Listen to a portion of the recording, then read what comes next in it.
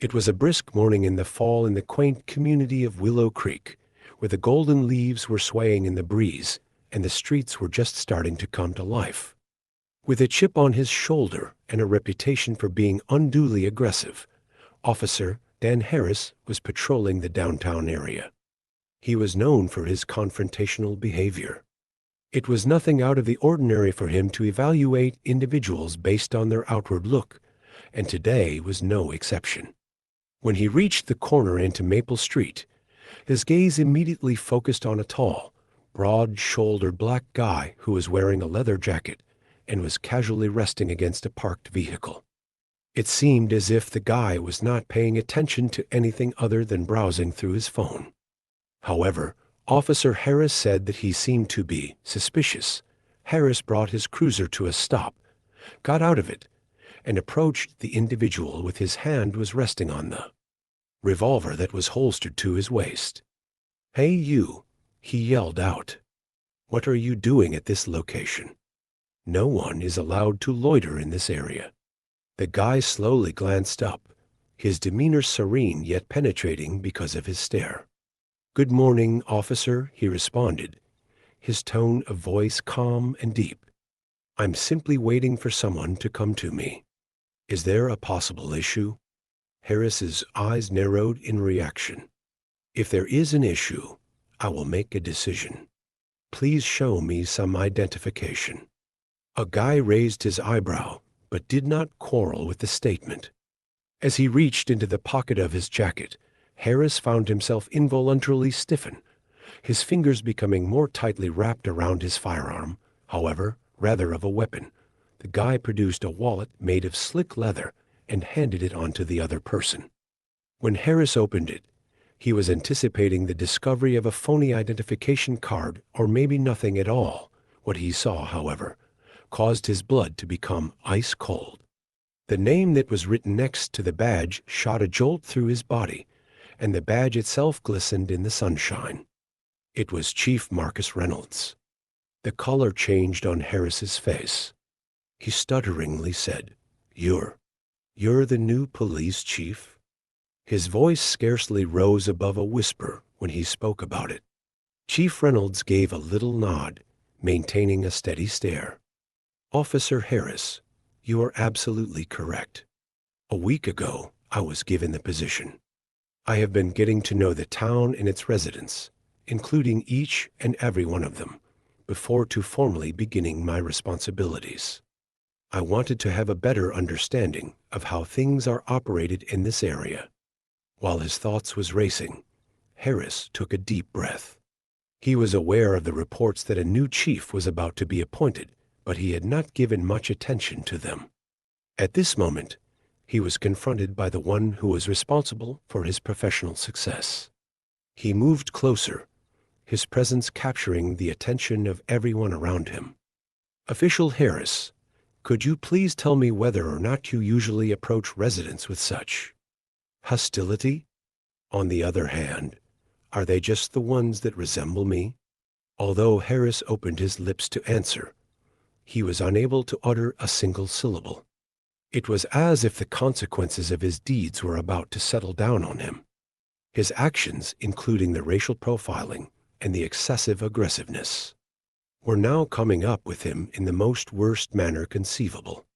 Reynolds proceeded, maintaining a tone that was forceful yet measured. "For some time now, I've been keeping an eye on this particular section. I have been exposed to the statistics, I have been exposed to the concerns, and now I have experienced it directly. It is unacceptable for our police force to engage in activity of this kind. Not only is it unprofessional, but it's also an unsafe practice." Finally, Harris was able to find his voice. "As for me, Chief, I was unaware. I was just going about my work." Reynolds made a head-shake motion. "It is not your job to judge and intimidate. Rather, it is your job to protect and serve. You should take this as a wake-up call. You will be required to participate in sensitivity training, and your behavior will be evaluated throughout this time. If you want to preserve your badge, you will have to demonstrate that you are able to adapt to new circumstances. Reynolds made his way out of the room while Harris stood there, feeling humiliated and bewildered. However, before he left, he hesitated and turned his head to look behind him. "Oh, and what about Officer Harris? We would like to extend a warm welcome to the newly established Willow Creek Police Department.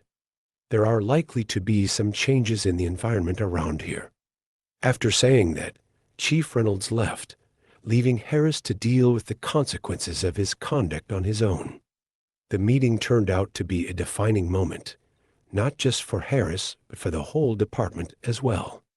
While Reynolds was in charge of the Willow Creek Police Department, the department experienced a change that centered on the principles of equality, accountability, and community trust. Harris, on the other hand, took the chief's comments all the way to heart. Eventually, he started to examine his prejudices and made efforts to improve himself as a person and as a law enforcement officer.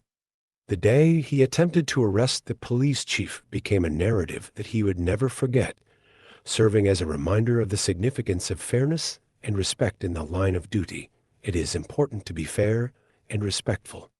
As a result, the community of Willow Creek became a model for transformation, demonstrating that even the most deeply ingrained biases could be overcome with the proper leadership and a dedication to doing what is right.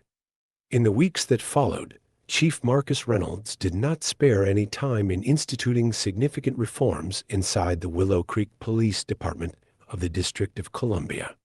In addition to holding town hall meetings, he made it quite obvious that his door was always open to citizens, and he listened to their problems. His manner of leadership was authoritative while maintaining a sense of fairness, and his presence demanded respect, not just due to his status, but also due to the manner in which he held himself. Officer Dan Harris, who was still reeling from his interaction with the chief, found himself at a fork in the road. Despite the fact that the sensitivity training that Reynolds had imposed was difficult, Harris was compelled to address his prejudices immediately. Community leaders, activists, and even previous criminals who discussed their experiences with law enforcement were matched with him to discuss their interactions with law enforcement. Suddenly, Harris was able to see the world from a new perspective for the very first time. Harris approached Chief Reynolds in the parking lot of the precinct one evening after a particularly strenuous training session that he had just completed. The sun was beginning to create a warm orange light over the town as it was setting. Harris started up by saying, "Chief, with some reluctance, I just wanted to show my gratitude. I am aware that I have made a mistake, but this training is helping me see things more clearly. I am beginning to comprehend the impact that my actions have on other people." After giving him a brief examination, Reynolds gave a little nod. "Harris, change is not an easy thing. Nevertheless, the fact that you are ready to give it a go is really telling. Do not give up. Our community needs law enforcement officials that are concerned with more than simply power and control." On the very moment when things seemed to be getting better, a fresh obstacle appeared. Willow Creek was rocked by a string of burglaries, which targeted small businesses that were owned by enterprises owned by minority families. At the same time as the neighborhood was on edge, rumors started to circulate that the crimes were motivated by racial bias. Within a short amount of time, the police force was under intense pressure to solve the case. A move that stunned everyone, including Harris himself, was Chief Reynolds' decision to give Harris the responsibility of leading the inquiry. "You're giving me this case?" With astonishment, Harris inquired. "After everything?" With his back arched and his countenance inscrutable, Reynolds sat back in his chair. "Let this be your opportunity to demonstrate your worth, Harris.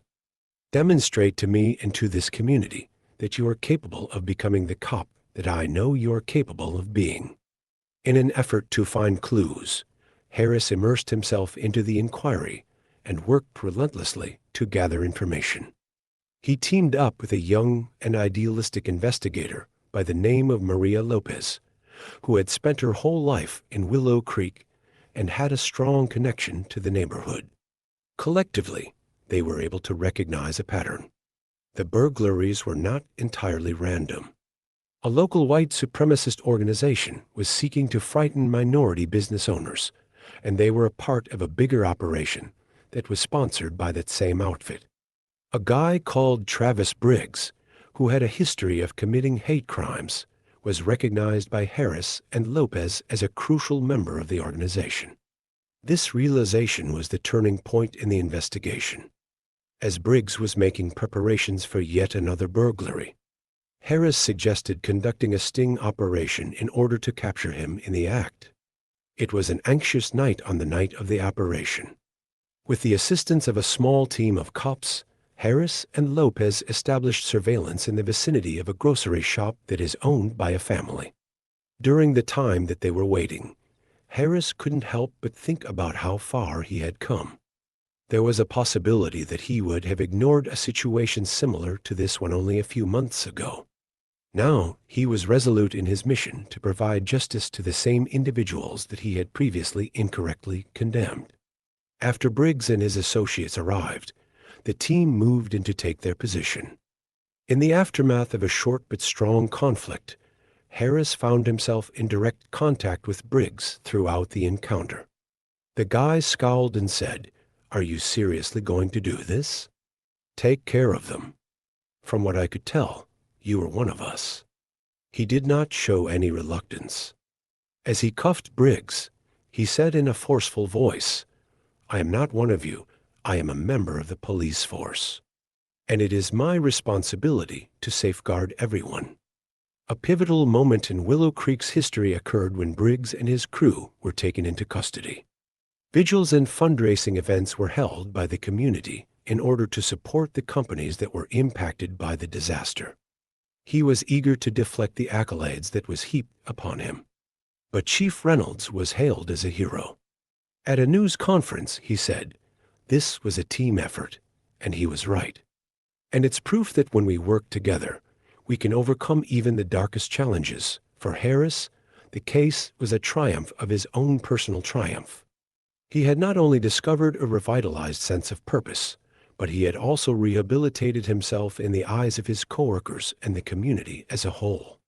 He started serving as a mentor to younger officers, imparting his experiences to them as a cautionary tale and a lesson in personal development.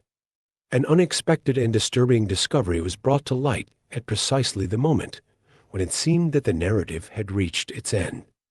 During the course of the investigation into the white supremacist organization, information that implicated a high-ranking official in the town's administration came to light. It was discovered that the official had been financing the organization in a covert manner, and that he had been using them to forward a covert goal that included pushing out minority-owned companies in order to make room for a profitable development project. Willow Creek was shaken to its very foundations by the incident. Chief Reynolds, with Harris and Lopez at his side, was the one who spearheaded the effort to bring the official to justice. In the process of becoming a national story, the case brought to light the transformation of the town from a divided to a united entity. After many years had passed, Willow Creek had become a totally different place. A model of community policing had been established by the police department, and the diversity of the municipality was lauded as the most significant asset of the force. Dan Harris, who had worked his way up through the ranks to become Chief Reynolds' successor, took over when Chief Reynolds retired as a well-liked figure.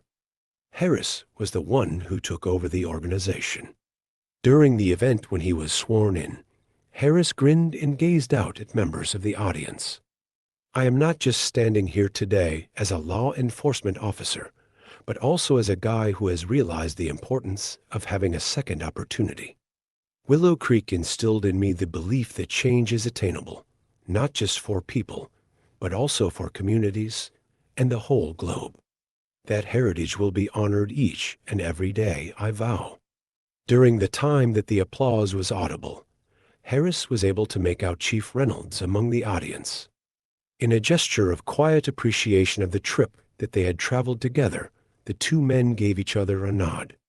The narrative was about redemption, overcoming adversity, and the ability of leadership to change people's lives significantly. As a result, the story of the racist officer who attempted to arrest the police chief became a legend in Willow Creek.